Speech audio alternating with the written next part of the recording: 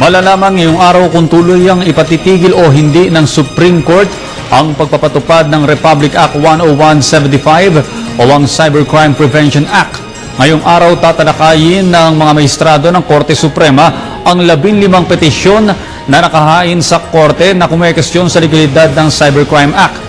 Una rito, hinihikayat ni DOJ Secretary Laila De Lima ang publiko na lumahok sa gagawing forum ngayong araw tungkol sa Cybercrime Prevention Act.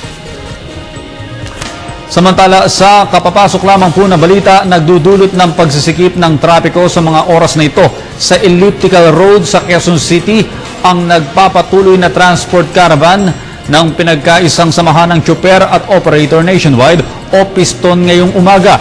Kahit nagdagdag ng tauhan ang Metropolitan Manila Development Authority o MMDA, nagdulot pa din ito ng mabigat na daloy ng trapiko.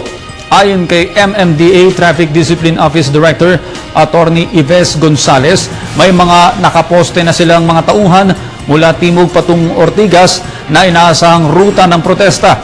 Una nang inihayag ng Piston ang pagsasagawa ng protesta dahil saan nila tila hindi pagkilala ng DOTC sa desisyon ng Baguio Regional Trial Court na nagbabasura sa Department Order 2008-39 na nagpapataw ng mataas na traffic fine at penalties.